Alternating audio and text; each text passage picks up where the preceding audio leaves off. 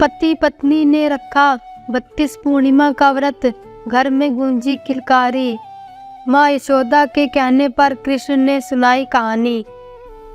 द्वापर युग में एक बार देवी यशोदा जी ने कृष्ण से कहा, हे कृष्ण, तुम सारे संसार के रचयिता तथा पालनहार हो।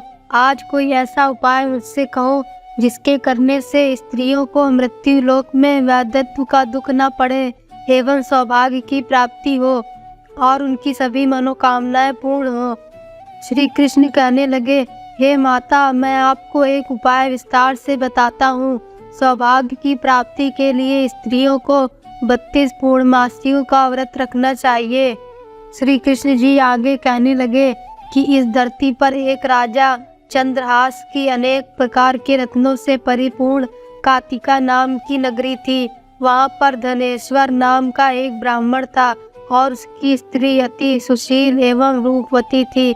दोनों ही उस नगरी में बड़े प्रेम के साथ रहते थे। घर में धन धान्य आदि की कमी नहीं थी। उनको केवल एक दुख था कि उनकी कोई संतान नहीं थी। इस कारण वे अत्यंत दुखी रहते थे।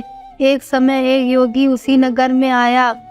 वह योगी उस ब्राह्मण के घर को छोड़कर अन्य सब घरों में भिक्षा लेकर भोजन किया करता था। एक दिन हमेशा की तरह योगी भिक्षान को प्रेम पूर्वक खा रहा था कि धनेश्वर ने योगी को यह सब कार्य करते देख लिया। धनेश्वर योगी से बोला, महात्मा, आप सब घरों में भिक्षा लेते हैं परंतु मेरे घर की भिक्षा कभी नहीं लेते, इसका क्या कारण है? योगी ने कहा कि निसंतान के घर की भीख पतितों के अन्न के तुल्य होती है और जो पतितों का अन्न खाता है वह भी पतित हो जाता है। चूँकि तुम निसंतान हो, अतः पतित हो जाने के भय से मैं तुम्हारे घर की भिक्षा नहीं लेता हूँ। धनेश्वर ये बात सुनकर अपने मन में दुखी हुआ और हाथ जोड़कर योगी के पैरों पर गिर पड़ा और कहने लगा, हे महाराज, यदि ऐसा है तो आप मुझको पुत्र प्राप्ति का उपाय बताएं। आप सर्वज्ञ हैं, मुझ पर अवश्य ही कृपा कीजिए। मैं पुत्र न होने के कारण अत्यंत दुखी हूँ। आप मेरे इस दुख का हरण करें।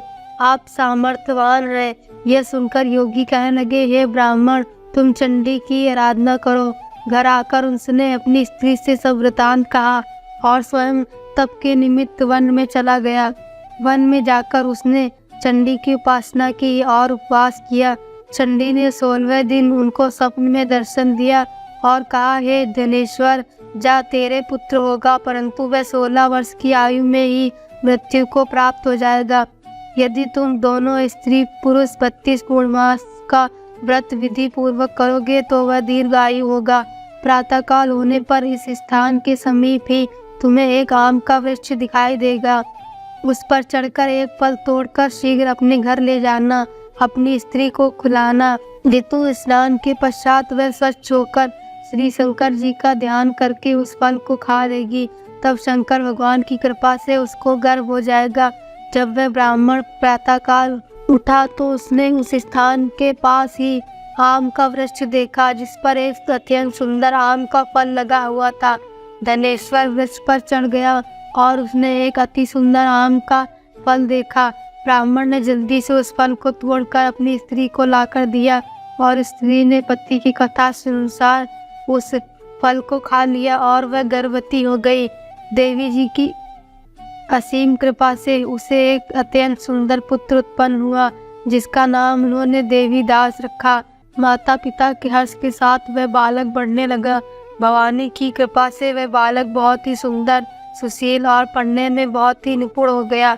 दुर्गा जी की आज्ञा अनुसार उसकी माता ने 32 पूर्णमासी का व्रत रखना आरंभ कर दिया जिससे उसका पुत्र बड़ी आयु वाला हो जाए। 16वां वर्ष लगते ही देवीदास के माता पिता को चिंता हुई कि कहीं उनके पुत्र की इस वर्ष मृत्यु न हो जाए। इसलिए उन्होंने अपने मन में विचार किया कि यदि यह दुर्घटना उनके सामने हो गई तो वह कैसे सहन करेंगे।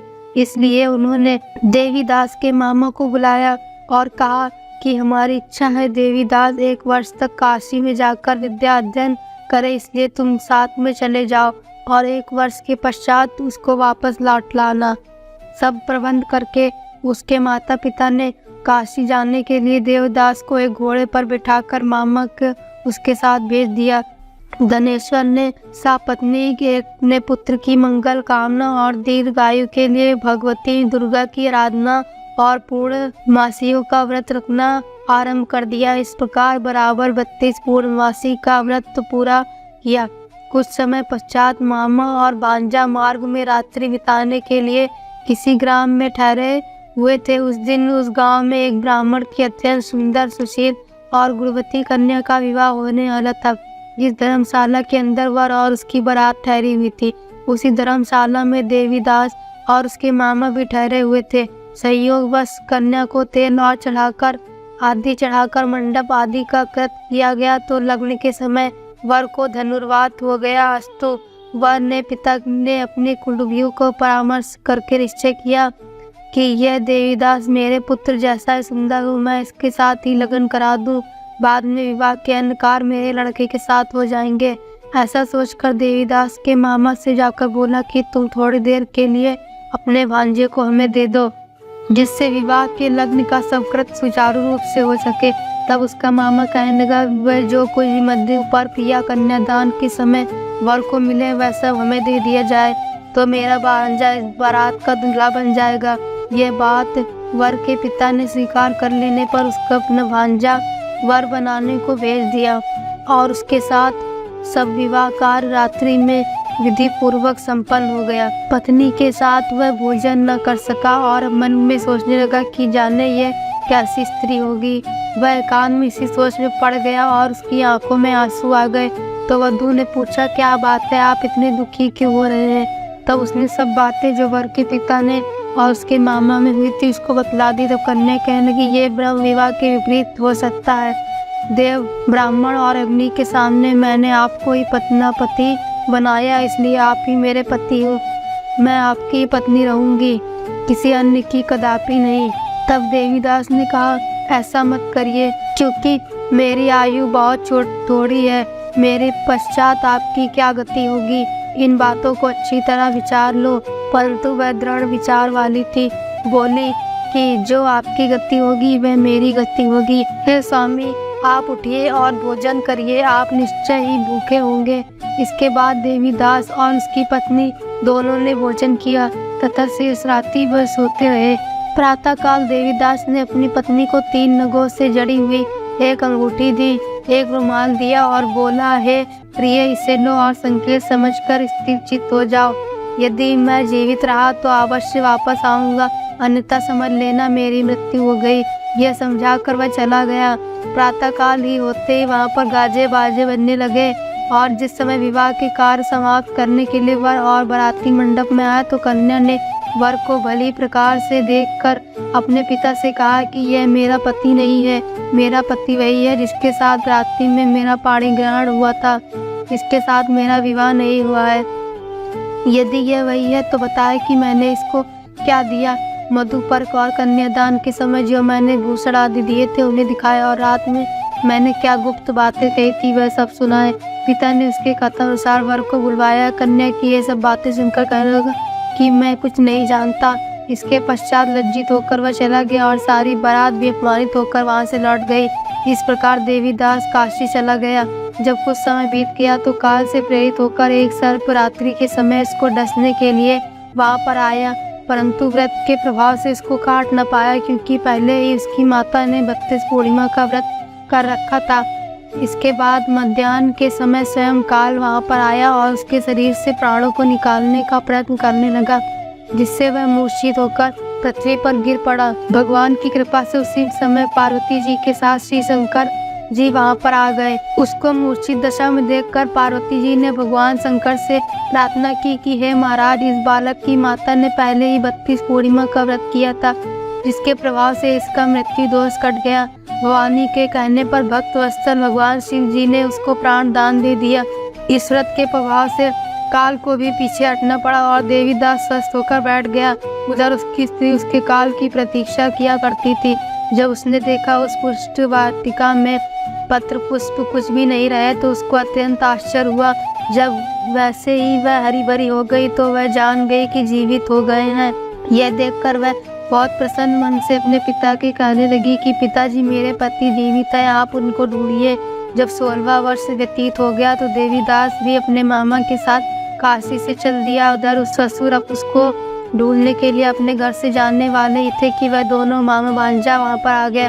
उसको देखकर उसका ससुर बड़ी प्रसन्नता के साथ अपने घर में ले आया। उस समय नगर के निवासी भी इकट्ठा हो गए और सबने निश्चय किया अवश्य इसी बालक के साथ कन्या का विवाह हुआ था। उस बालक ने जब कन्या को देखा तो पहचान लिया और कहा कि ये तो वही है जो संकेत करके गया था। तदुपरांत तभी कहने लगा कि भला हुआ जो ये आ गया। सब नगरवासियों ने आनंद मनाया। कुछ दिन बाद देवीदास अपनी पत्नी और मामा के साथ अपने ससुर के घर से बहुत सारा उपहार आदि लेकर घर के लिए प्रस्थान किया। जब वह अपने गांव के निकट आ गया तो कई लोगों ने देखकर उसके माता पिता को पहले ही जाकर खबर दे दी कि तुम्हारा पुत्र देवीदास अपनी पत्नी और मामा के सहित आ रहा है। ऐसा सुनकर उनको पहले तो विश्वास नहीं हुआ, किंतु जब और लोगों ने भी आकर उनकी बात का समर्थन किया तो उनको बड़ा आश्चर्य हुआ। लेकिन थोड़ी देर में देवीदास ने आकर अपने माता पिता की चरणों में अपना सर रखकर प्रणाम किया और उसकी पत्नी ने अपने सास ससुर के चरणों को स्पर्श किया तो माता पिता ने अपने पुत्र और पुत्रवधू को हृदय से लगा लिया और दोनों की आंखों में प्रेम आंसू बह छिले। अपने पुत्र और पुत्रवधू के आने की खुशी में धनेश्वर ने बड़ा भारी उत्सव रखा और ब्राह्मणों को बहुत सारी दान दक्षिणा देकर प्रसन्न किया। श्री कृष्ण जी कहने लगे, इस प्रकार धनेश्वर 32 पूर्णिमा की व्रत के प्रभाव से पुत्रवान हो गया। जो भी स्त्रियां इस व्रत को करती हैं वे जन्म जन्मांतर में वैद्य का सुख दुख नहीं भोगती, सदैव सौभाग्यवती रहती हैं। यह मेरा वचन है, इसमें कोई संदेह नहीं मानना। यह व्रत पुत्र पात्रों को देने वाला तथा संपूर्ण मनोकामनाओं को पूर्ण करने वाला है।